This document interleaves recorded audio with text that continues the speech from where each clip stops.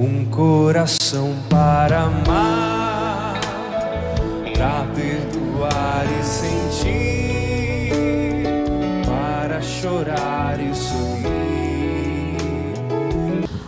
Olá, meu irmão e minha irmã. Começamos agora mais um programa Um Coração para Amar e é com muita alegria que nós vamos conversar hoje sobre o tema a Bíblia. Estamos no mês de setembro, mês da Bíblia, e quem vai conversar com a gente é o Jorginho, que faz parte do curso bíblico aqui da Paróquia Santana de Lavras. Jorginho, muito obrigado pela sua presença aqui no programa. Imagina, para mim, eu que agradeço o convite. Olá para todos que nos acompanham. Para mim é uma alegria estar aqui. Vamos falar um pouquinho desse livro da sabedoria, não é, Jorginho? Isso. E falando em livro, o que é a Bíblia? Explica pra gente. Olha, a Bíblia ela é um livro que surgiu lá no coração do povo hebreu, algumas centenas de anos antes de Cristo. Praticamente no ano 200 antes de Cristo, o Velho Testamento já estava todo pronto. E basicamente, o que é a Bíblia? A Bíblia ela é a manifestação de Deus aos homens. É Deus se apresentando, se dando a conhecer aos homens, passo a passo, conforme assim o homem de cada época podia compreendê-lo. Deus é tão misericordioso que ele não chega de uma vez lá na origem para o primeiro homem já com 10 mandamentos, doutrinas e leis. Não, ele vem passo a passo se dando a conhecer conforme o homem podia compreendê-lo. Então, citando um exemplo prático da história de Adão, né? Deus chega para o homem lá na origem, quando ele vê que o homem já pode compreender um Deus criador, e chega para esse homem e fala: olha, você é uma criatura minha, eu sou o seu Deus, você me obedece. Então é só isso que Deus pediu no início, obediência, só isso. E a gente conhece a historinha, Adão desobedeceu, né? Depois Deus vem vindo mais para frente, faz aliança com Noé, né? Salva Noé no dilúvio, a família dele. Que todo mundo conhece, a Arca de Noé. Depois em Abraão, Deus também faz uma aliança com Abraão. E com Abraão ele já pede mais uma coisa: fé. Confie em mim, eu sou o seu Deus, não vou te abandonar. E aí ele vai vindo, pedindo pouco a pouco para cada tempo, cada geração de homens. Depois ele chega em Moisés, ele dá a lei bruta já para começar a educar o povo, começar a separar o povo, não matar, não roubar. Era um povo que fazia isso com costume. Então Deus vem educando aos poucos. Nessa época não adiantava chegar alguém e falar: ame o seu inimigo, se alguém te der um tapa numa face, oferece a outra. Eles ainda não tinham essa mentalidade. Então, numa época em que o povo só conseguia compreender ainda um Deus guerreiro, Deus se apresentou como o Senhor dos exércitos, um Deus que vencia batalhas, até chegar em Jesus Cristo, que é a manifestação completa de Deus, o amor. Aí sim, Deus se apresenta com perfeição, plenamente para todos nós. Agora sim, ame o inimigo, perdoe, não ame só aquele que te ama, ame o inimigo.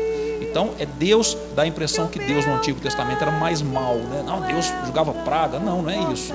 Era Deus se apresentando pouco a pouco, até chegar em Jesus, que é a manifestação completa, que é o amor.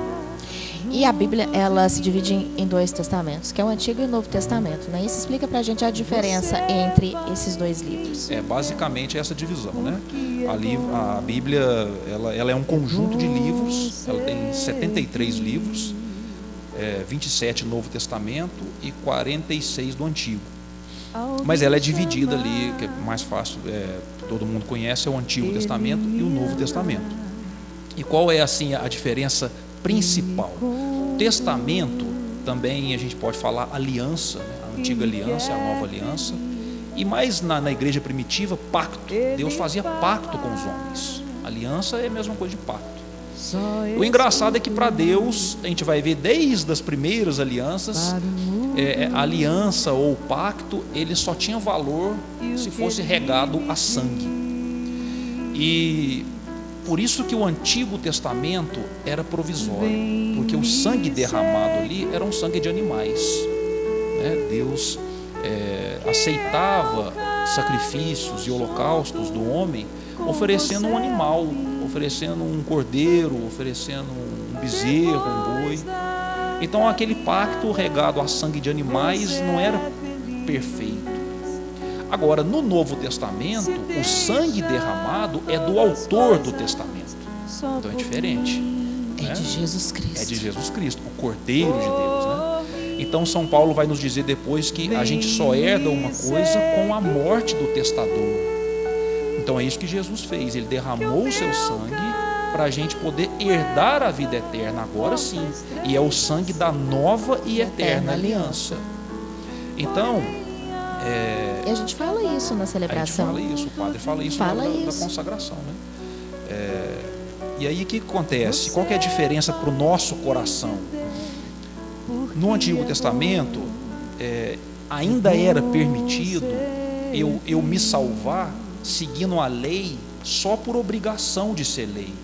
Então, por exemplo, eu não mato, eu não roubo, mas é porque eu sou obrigado, é uma lei. Por isso que falava coração de pedra, a lei estava na pedra ainda. No Novo Testamento, igual Deus deixou claro isso na Bíblia inteira, ele falava: vou escrever a lei no seu coração, um coração de carne.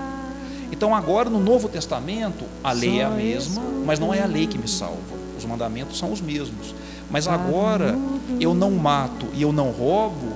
Estou dando um exemplo, né? Sim. Eu não mato, eu não roubo, não porque é uma lei, mas porque eu amo o próximo. A lei agora, ela saiu da pedra e foi escrita no coração do homem. Eu não pratico as coisas erradas, não por lei, não por obrigação, não por medo, mas porque eu realmente quero o bem do próximo. Então essa é a diferença principal de Antigo e Novo Testamento. Nossa, é muita coisa para a gente aprender. Muita coisa. E para a gente entender melhor quais são as orientações, Jorginho, para a gente começar a ler a Bíblia. Porque eu vou confessar, igual a gente estava conversando antes, a gente em casa, a gente tem o costume da minha família da gente fazer a leitura, da gente, né, contemplar a palavra, e mesmo assim ainda acho muito difícil ainda entender algumas passagens bíblicas. Não é fácil, né? A Bíblia é um livro assim, ela é um livro denso, né? Extenso. E qual a orientação? Eu quero começar a ler a Bíblia. Gente, a Bíblia, eu preciso da orientação da igreja para ler ela. E a igreja, ela oferece cursos. A gente tem aqui o curso bíblico na paróquia. Porque a Bíblia, diferente do que muita gente imagina, a Bíblia só tem uma interpretação, e é a da igreja. A igreja interpretou, a igreja entendeu, a igreja compilou ela e nos entregou. Então, eu não posso, tem muita gente que tem um costume errado de achar que a Bíblia é um livro de autoajuda. Abre a Bíblia, aí fala, deixa eu ver o que Deus quer falar comigo hoje. Aí passa o dedo lá no livro assim, e abre e fala, não, Deus quer falar comigo isso aqui. Aí isso é uma coisa da cabeça da gente, né? Deixa eu tirar a mensaginha do dia. Né? Não é assim, a Bíblia é um livro completo, eu não posso separar pedacinho dela, parágrafo dela, tirar do contexto, né? Então a primeira coisa é você vai ler a Bíblia, você quer entender, procure a orientação da igreja. Mas é um livro realmente muito difícil. É por isso que tem até uma curiosidade, quem é de missa diária consegue ler a Bíblia quase que inteira na missa em 3 anos, porque a liturgia, ela distribuiu a Bíblia dentro da missa. Então o padre explica um pedacinho dela todo dia na missa. Então a gente corre perigo quando a gente quer interpretar por nós mesmos. Então tem gente que pega a Bíblia, lê, eu acho que para mim, eu entendi assim. E às vezes está tão errado. Às vezes passa isso para frente. Passa para frente, ilude pessoas a fazerem coisas erradas, alegando o que viu na Bíblia. Então a gente tem que tomar muito cuidado. Só a igreja tem a interpretação correta da Bíblia. Mas a Bíblia também, antes de ser um livro de estudo, antes de ser um livro onde eu vou tirar dúvidas, antes de ser um livro, deixa eu ver o que Jesus falou, a Bíblia é um livro de oração, e de profunda oração. E até isso a igreja também nos orienta, como? Que é a leitura orante da Bíblia que a gente fala, onde nós vamos ler, rezar, meditar e contemplar. Né?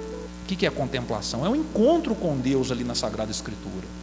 Então, para isso, gente, é muito importante ter a orientação da igreja.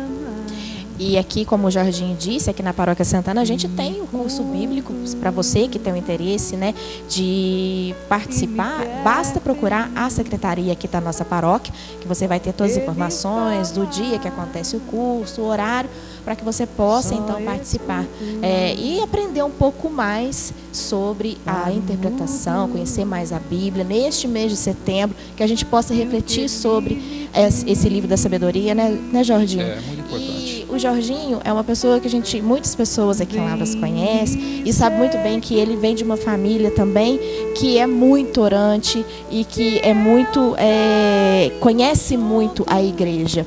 E foi assim que você iniciou, que despertou esse interesse em estudar mais sobre a Bíblia? Eu tive essa graça, né, de desde pequeno ver meus pais, né, lendo a Bíblia, lendo pra gente, rezando com a gente, tanto a Bíblia quanto o terço. Lá em casa, graças a Deus, tem essa dádiva, posso falar assim com muito orgulho que a gente cresceu vendo os pais rezarem em casa e rezar todo dia. Tinha horário, né?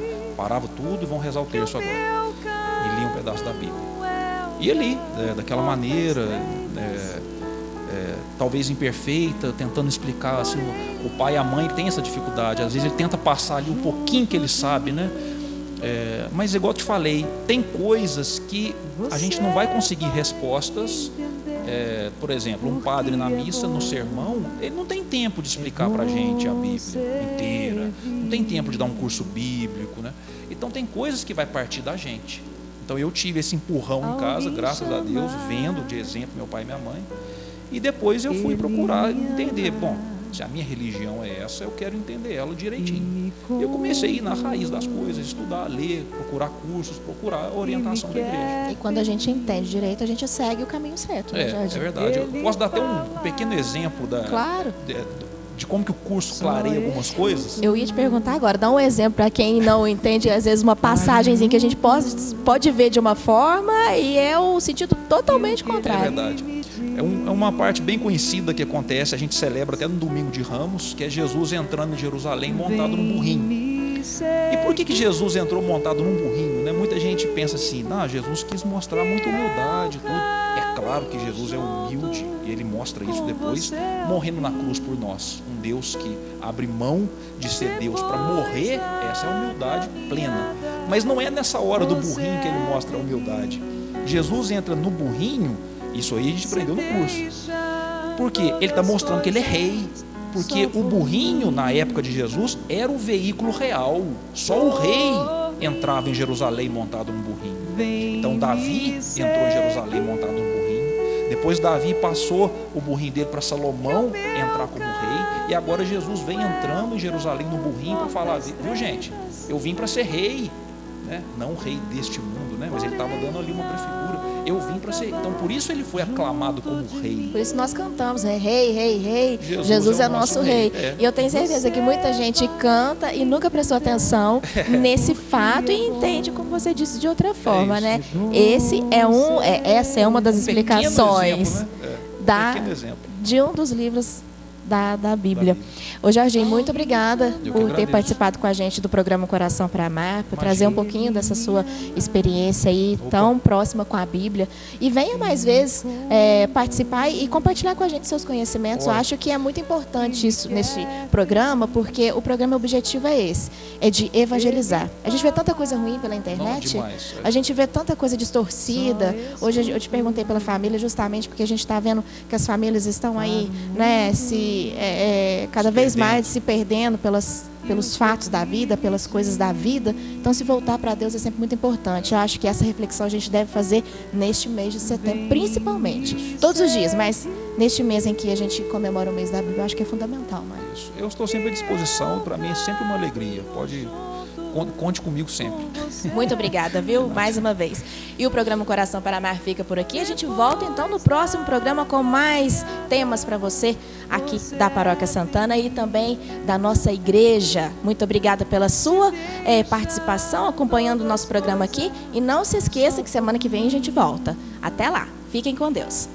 Um coração para amar, para perdoar e sentir, para chorar e sorrir.